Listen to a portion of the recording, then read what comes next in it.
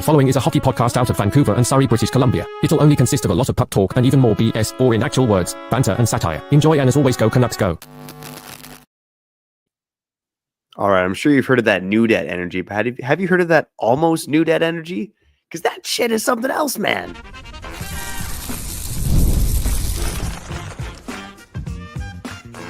You're Locked On Canucks, your daily podcast on the Vancouver Canucks. Part of the Locked On Podcast Network, your team every day. Hey, welcome to the postcast here on Locked On Canucks. My name is Trevor Beggs, co-host of Locked On Canucks and also a Canucks writer with Daily Hive Vancouver. And as always, I'm joined by my co-host Kyle Bowen. And Kyle, when we lost to the Nashville Predators, you said that was the best loss of the season. And I don't know if I agreed with you at the time, but it doesn't matter because now I think tonight was the best loss of the season. And lots to get into here, but this was a Canucks team, again, missing JT Miller. Not only missing JT Miller, but learning that he's gone for an indefinite period of time. They're missing Brock Besser. They're missing Thatcher Demko. Carson Soucy and Tyler Myers are also missing in action. Figure that one out. Man. But somehow, why you gotta do that? Why you gotta do that? Can we just talk about the good? Why you gotta bring up those two right away? I was gonna save it for like 3:33 in the morning. Catch my drift. Those guys suck right now, man. For real, they're not doing us any favors. And I tweeted it out, man. You know, I think the Canucks have enough grit and tenacity and buy-in, right? They have some pride and a little bit of top end talent too. Even with Miller and Besser leaving, I mean, Garland's playing the way he's playing. He's an elite player, okay, an elite play driver. He's one of the best players on the ice every time he's on the ice, okay, for real. Well, we're a better hockey team than people think. But man, oh man, we can get by, but not if Soucy and Myers absolutely are trash and can't bail this team out at least once per game. And I know Pettersson made a mistake on the game-winning goal. I mean, it was a good play by Zibanejad as well. A great battle, right? But man, oh man, those two, again, they're as bad as my mic quality right now, okay? Which I'll fix in a couple days here at the Burnaby Gardens. But Matt, I'm just so frustrated watching them play and, again, not being able to bail this team out when they really need them. Come on, look at all the stuff that's going on with this team. Like, make one play at least. Well, it's funny that you say that because it's funny. I was listening to Brett Festerling on the drive home today on Sports at 650 talking about, you know, a meat and potatoes defenseman like that. You got to take it kind of one period at a time, right? You know, nice breakup pass, maybe start skating north more in the second period, third period, try some more shots on goal. And on that Kiefer Sherwood goal when he tied the game at 2 late in the second there, or late in the first period, I should say. Carson Soucy rims around the boards, which starts that play up the ice. And you could see when they're celebrating the goal, Tyler Myers patting Carson Soucy on the back, like, good job, you made a nice play. And it was just like, it felt like the bar has really been lowered for those guys, right? Dude. I know Tyler Myers, you know, he's a team first guy. He is a great locker room guy. He's got everyone's back. But it just felt like a moment where, you know, he obviously knows Soucy's struggling. They're both struggling. And he wanted to give kudos to a guy who, again, has not made a lot of plays this season. But again, Tyler Myers, Carson, we talked about them ad nauseum. But to me, what stood out tonight was, you know, there's a few things stood out, and we'll get into it. But first and foremost was Conor Garland. I mean, we didn't even know if this guy was going to play tonight. I'm not sure if the Canucks had a backup option, to be honest, right? I mean, there was 11 forwards at practice today. I feel like their backup option was DP to getting into the lineup and Noah Juleson playing as well, right?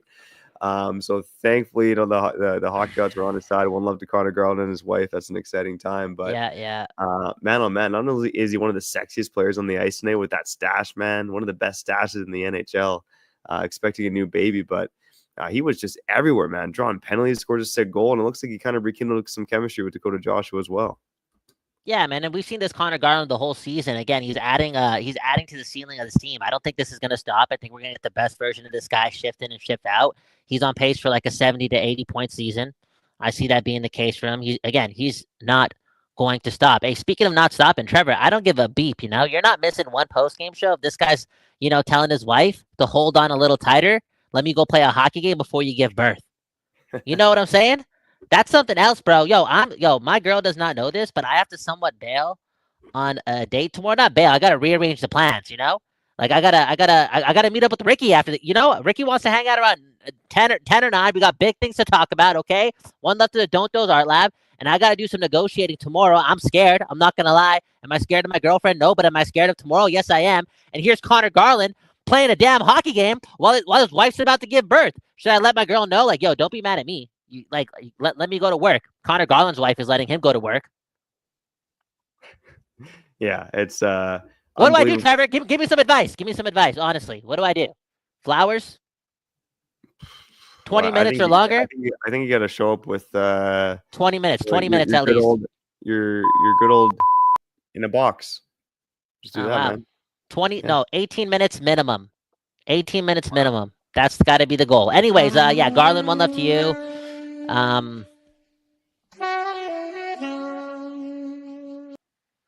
One love to you, Garland. Thanks for your effort. One love to his wife for letting him do that. And yeah, the Canucks just need him. And Trevor, can you just elaborate more? Because I want to have a feel-good episode. So if we could just talk about the good more than the bad.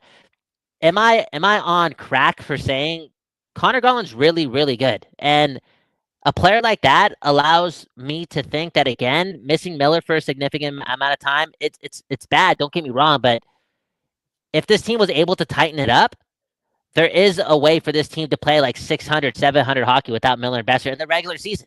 I really think so. And I think because Conor Garland, these guys are good. Pettersson's going the way he's going. He's looking dangerous every shift. Sherwood's playing above his level. A key emphasis, though, this team needs to tighten it up, because if they don't tighten it up, I don't know if this team's going to win 40% of their games moving forward, because this is bad. This is really bad. Trevor, you said, this is the best loss of the season. I think you're saying that for more moral reasons, considering it was a tight game and we were right there till the end. But defensively speaking, I mean, we were pretty bad. Picture. I mean, look, this team did get outshot, obviously, but Kyle, we said it earlier today.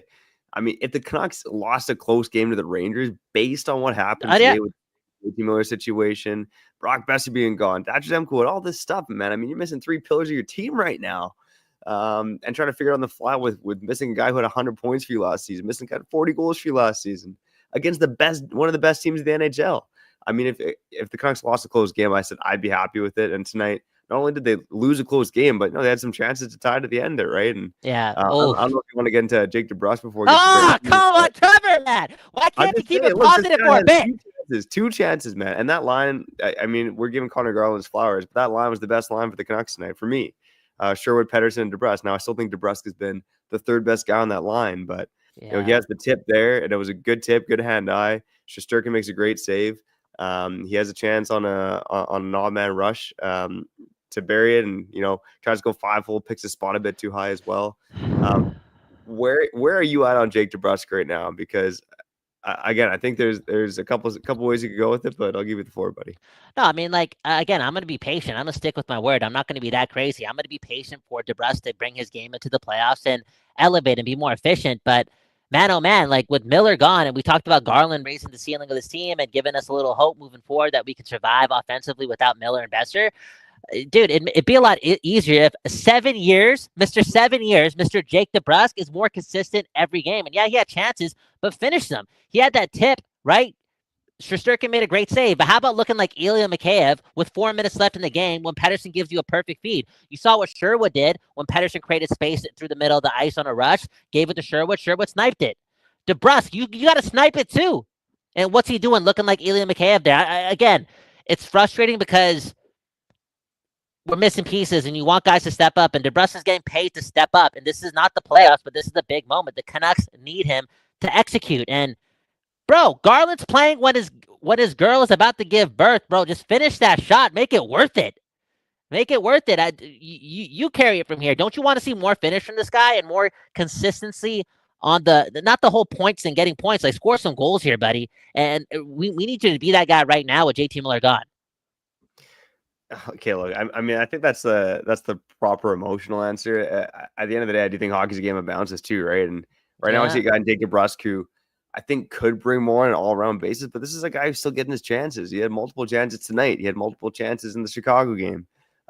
Speaking of that consistency, there's been games where, again, he's gone a little bit too quiet, especially since he's on a line right now where both guys are going pretty good, and Sherwood and Pettersson. So I'd like to see DeBrusk raise his game a little bit more, but I mean, look at the bounces in tonight's game, right? I mean, Eric Branson breaks his stick, rushes to the bench. Quinn Hughes kind of gets caught flat-footed jumping onto the ice, and the Rangers score that second goal of the game.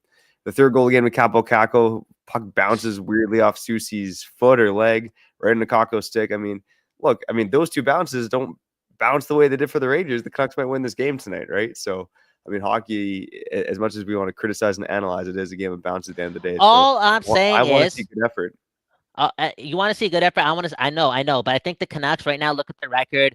Some of that gap that they had, it's slowly, it's getting a little tighter, and I want to be more relaxed. Like, I'm losing already enough hair, and there's still some uncertainties with like Besser's return, Demko's return, Miller's return, all that stuff.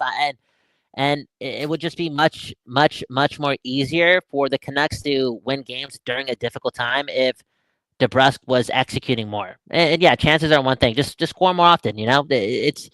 I know it's an emotional answer, but at least don't shoot it right in the guy's chest. Okay, don't look like Ilya Mikheyev when Pettersson's doing the work. And on that note, maybe we'll get to Pettersson more on the other side after we do a couple of ad breaks, because I don't want to take too many moral victories, right? I thought I was outgrowing that part of my life at 31 and a half years old with the Vancouver Canucks, but Pettersson's back. This guy's back. And he's not even reached his full... He hasn't reached his full potential yet. Like, there's still a lot of execution that I think he can add to his repertoire and just overall in general, but you can see the confidence glowing, and just him being able to be efficient with the playmaking is it's a beautiful thing. It's a beautiful thing, and it's a beautiful thing to be doing this show Locked On Canucks with you, buddy. Let's again get to an ad break. Do a couple more quick hits about this game on the other side. I want to touch quickly on Jonathan Lecker-Mackey's usage, Archer Shelov's play tonight, and let's get to a few more comments. Some people telling you to chill out, man. Apparently, you're riling the people up in sexual ways. What? Unbelievable, man. We'll get to that on the other side after we shout out our friends over at Indeed and PrizePicks. You know the deal. If you're searching for a job or if you're hiring, you got to use Indeed, all right? Because when you are hiring, the best way to search for a candidate isn't to search at all. Don't search, but match with Indeed. If you need to hire, you need Indeed. They're your matching and hiring platform with over 350 million global monthly visitors, according to Indeed data.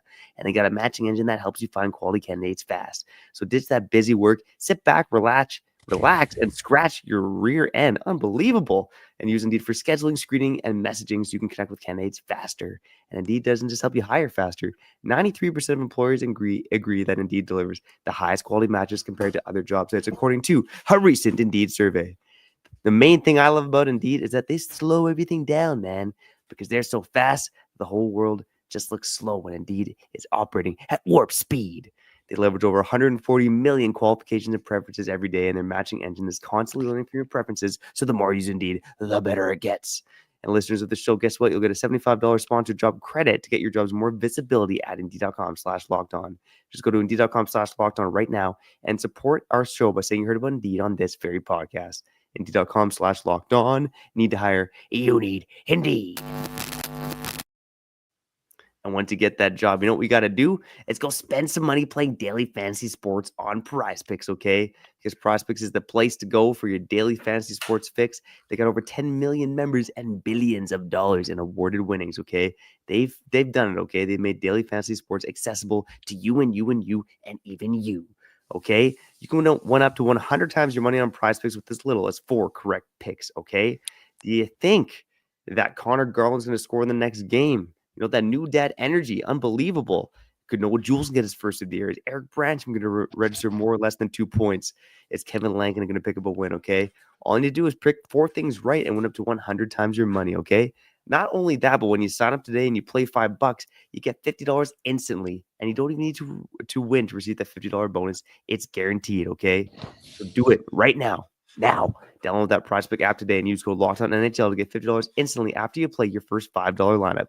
PrizePicks, it's time to run your game.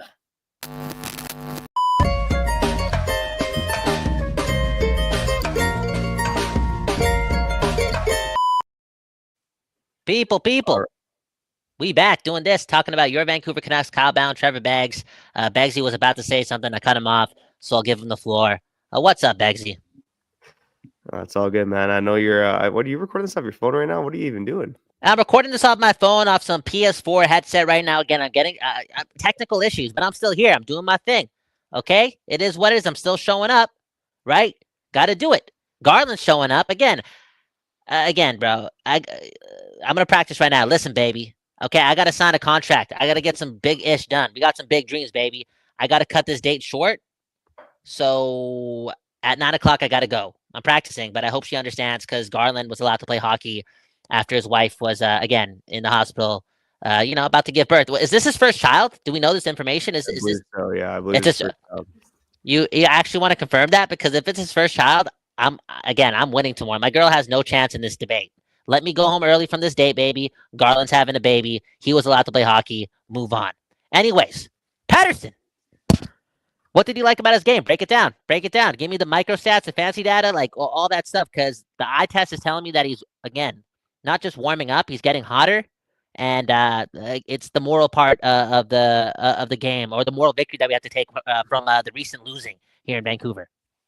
Yeah, I mean they were the Canucks' best line tonight, right? I mean they were the only Canucks line, and the night where the Canucks got outshot, they were the only line to have a positive goal differential. Expected goal differential 74% on the night. I mean that's pretty damn good, all things considered. And I think Pettersson's just he's got that pep in his step again, man. I don't know, that's not the fancy stat stuff going on, but he just looks like he's got that extra juice to his game right now. The playmaking's back, the speed is back in his game, the physicality, the drawing penalties.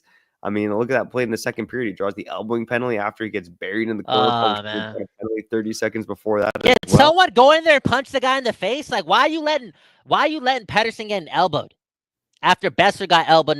Nothing happened. Okay, you know what I'm saying? We're already missing Miller right now. Like, somebody's got to step in. Don't look intimidating. Don't give a little push. Take a penalty, man. If somebody's elbowing Pettersson, you got to take a penalty. And honestly, when I saw that, I don't think Tocchet likes that ish. I think that's a soft play by the Vancouver Canucks by not doing anything.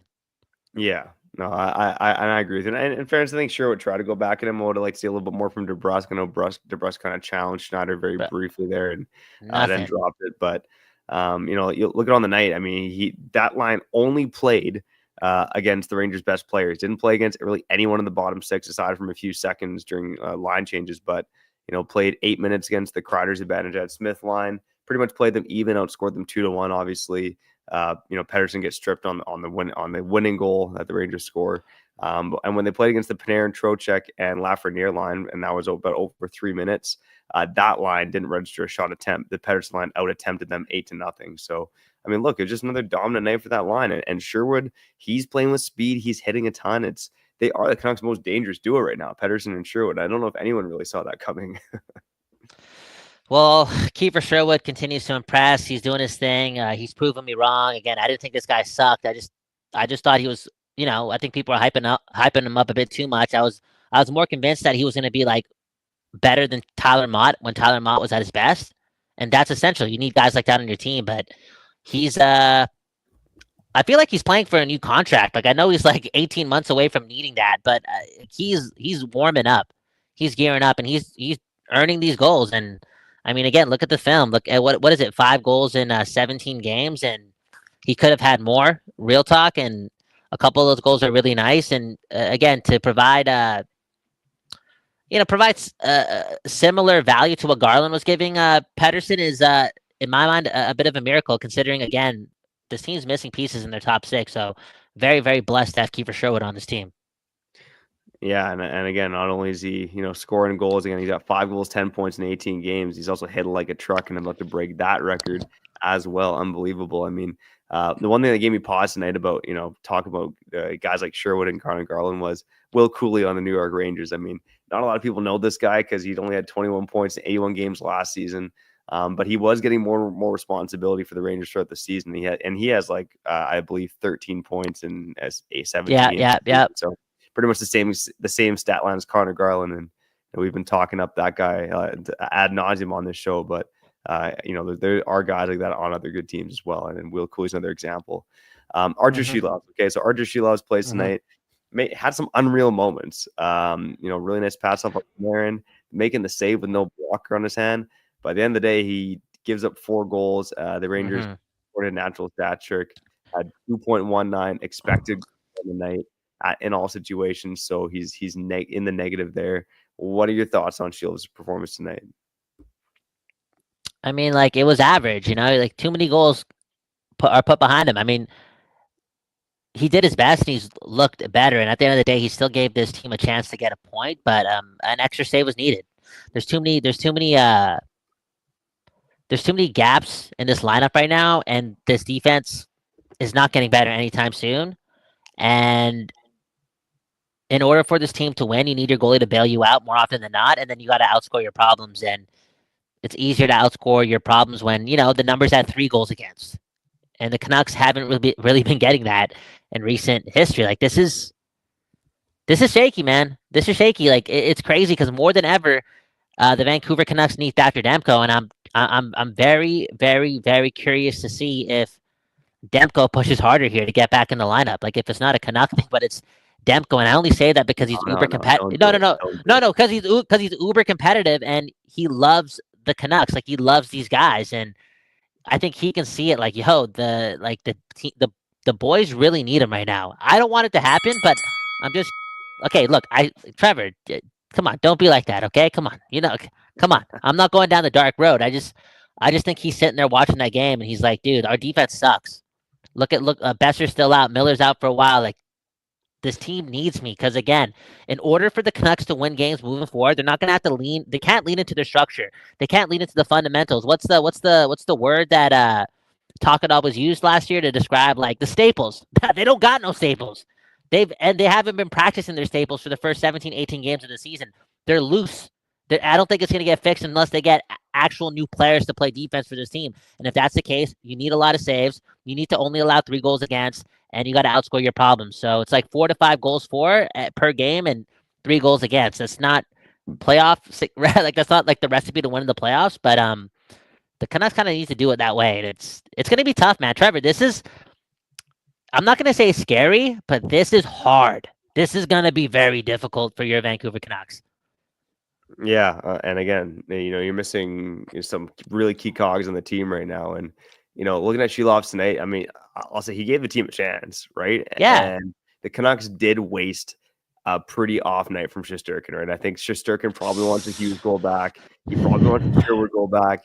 Conor Garland's goal that beat him top shelf was really the only clean goal in the night, and that just doesn't happen with Igor Shesterkin. I mean, the guy, I don't know if he'd even allowed 3 goals on the road this season. He's been so good on the road, been one of the best goalies in the league this season. And you can't help but feel that this is a game that if Thatcher Demko played, probably gives the Canucks a better chance to win. If not, they win this game outright with Demko in net.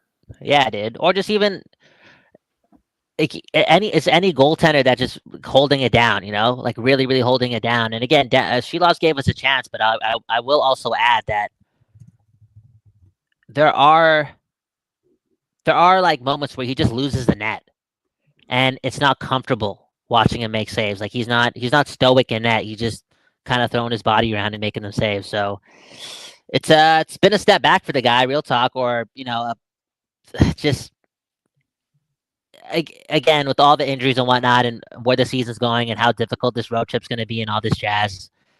This team moving forward, if they want to keep their spot in the standings, they need elite goaltending, and they need to outscore their problems. And that's just a hard combo to use in winning games in the NHL.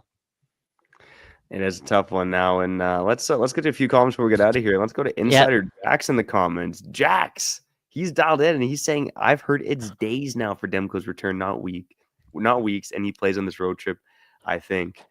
Insider Jax also asking, anyone think that LV makes a trade the next week or two? Kyle, what do you think?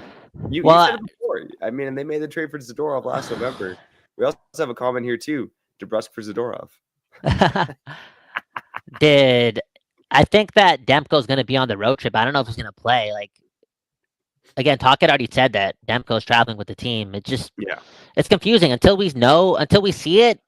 It's not even worth it to assume. It's a very confusing situation in between the pipes. And as far as making a trade goes, dude, the Canucks have the worst defense in hockey. It feels like that.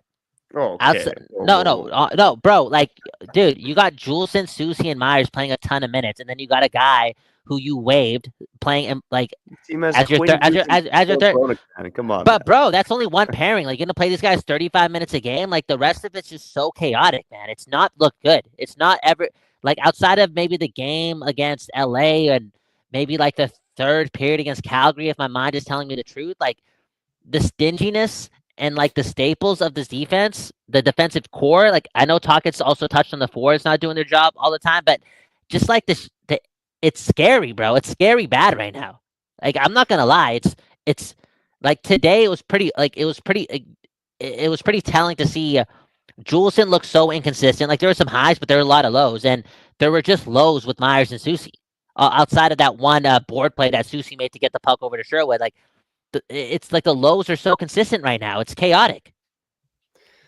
Yeah, it's funny. I'll give you this, Kyle. I think if you take Quinn Hughes off the ice, the defense is pretty bad, right? Yeah, exactly. Right. Like look even looking at expected goals against right now. And I know we kind of pulled these numbers. I'll pull it right now. In terms of expected goals against, and this includes tonight's game, the Canucks have the 4th lowest expected goals against at even strength in the NHL, which I almost find hard to believe. I know they've had an easy schedule, but that stat's almost a bit mind-blowing to me. If you break when the game is tied, though, they are, definitely one of the lesser teams in the NHL. Yeah. Goals against. And I did see a stat out there as well. Like the Canucks are like maybe negative 20 in terms of goals against. Like, when he's 60th% goals against when he's on the ice, and they're in like the low 40s when he's not on the ice. So there's definitely is a big difference there as well. So look, I mean, I think the analytics to me aren't necessarily matching the eye test. You and I see it, right? Susie Myers has been bad. So bad. Turnover tonight. He had some good moments too, but you're grasping at straws. But still, the worst team in the NHL is a little emotional. That's for sure. Yeah, I'm an emotional guy, and I'm just tired of seeing this team like struggle to do anything consistent in the defensive zone. It's just a little chaotic there, and I'm also sick and tired of just seeing Myers and Susie being paired together. Like, when is that going to change? When is that going to change? Like, you're telling me you're going to like bump Lekaramaki down the lineup and like not use him well, but you're gonna not like ever move Susie and Myers away from each other. That's insanity to me. Like, bro, it ain't gonna work. Something's got to give. Yeah, and it's interesting. I think the Canucks are creeping towards that slowly. I mean, I'll try to pull the numbers later this week, but look, I was looking into it today, and Eric Brandstrom's numbers are starting to creep up a bit. But the thing is, Eric Brandstrom is still facing the softest competition. And tonight, he got scored on a couple of times facing that soft competition, right? The Capo Caco line, which he was matched up against, had a couple goals. Susie Myers is still taking on the toughest minutes on the team, more so than Hughes and Hronek, which I find very fascinating. So I think first and foremost, you got to give Hughes and Hronek more minutes if you're going to keep Susie Myers together. But at the end of the day, it just seems like you're hoping to create some magic from last season that isn't going to come back. The Canucks absolutely need to change it up here. And Angelo in the comments saying Pettersson and Byram both to Vancouver. I'm not sure what they're trading there for Pettersson and Byram. Höglander, a first-round pick, blah, blah, blah. But yeah, it's something got to change in that Canucks defense. That's for sure. Yeah, 100%. Or, somehow like talking can somehow preach and teach the staples again. Right? No, straight up, Trevor. You know the deal, man. And remember, like the Canucks got their ass kicked by an Islanders team about a week ago when they were missing a lot of pieces, right? And that's because that team plays within a system. And for whatever reason, this year, the Vancouver Canucks, through, again, 17, 18 games, they've been so inconsistent when it comes to looking at anywhere close to the team they were last year when everyone just seemed bought in.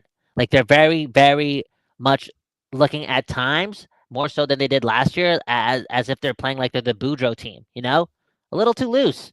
And if they're missing if they're missing pieces and getting inconsistent goaltenders, like they really got to buckle down. But again, I just don't think they have the troops, especially on the decor. You can talk about the forwards all you want, but when 3 of your defensemen every game are that bad, I look across the league and I'm like, dude, it's got to be in the bottom half. Like this is bad. Yeah, it's in the bottom half for sure. And that DeBrusk for Zadorov comment maybe chuckle, because we've talked about that before. Maybe both teams want to redo on that because Boston is, I think everyone knows, isn't playing so well right now. And we did say, we'd have a comment from Callum here too, talking about the Canucks did a great job of filling the holes at center for the most part tonight. Suter looked really good. I thought Suter was one of the best Canucks tonight. That Ratu looked good too. What's that? Ratu looked good too. Sorry. Yeah, Ratu had his moments too. Höglander, to me, just very quickly, I just feel like he has forgotten how to pass the puck. He looks like he's got a bit of like the Pettersson Yeah. heebie-jeebies right now from when Pettersson wasn't going. I thought the Blueger, Heinen, Lecker-Mackey line looked a little lost at points tonight. I mean, that was a weird trio to put together. Yeah, so weird. But, at the end of the day, it's, in terms of the center depth, I think the Canucks, it's not the most glaring issue on this team. And even if it is, it's the regular season, and there's teams that at times look like that during the regular season, yet they get it done. But again, without the staples, again, this is going to be very, very hard for the Canucks to survive. Like, they'll be fine at the end of the day, but in what's about to come in the next 10 to 15 games, I wouldn't be surprised if if they're playing like this, they only win 4 or 5 of those games, and then they really have to pick it up in the second half of the year because they're missing pieces, man. We can't ignore that. Like, they're missing some of their biggest stars, and they're not playing systematic hockey. Like, it's a recipe for like disaster unless, again, they're outscoring their problems. Yeah, you know what, man? I think that should be the new hashtag for this team. Heading into the holidays here, survive 2024. Okay, there you go. Motto for the Vancouver Canucks here over the next 40 days and change. Whether they survive or not, we'll have you covered here on Locked On Canucks. Whether you're an everyday or an occasional listener, a first-time listener, a new subscriber, or you joined us here on the live show on YouTube, we got your back. We got you covered. We appreciate the hell out of you for tuning in. Kyle and I will be back tomorrow on Hum Day, but for now, we got to get the hell out of here, okay? Have a good night, a good morning. Whenever you're listening, we appreciate the hell out of you. I'm Trevor Beggs. That guy's Kyle Bound, and you've been listening to Locked On Canucks. Peace.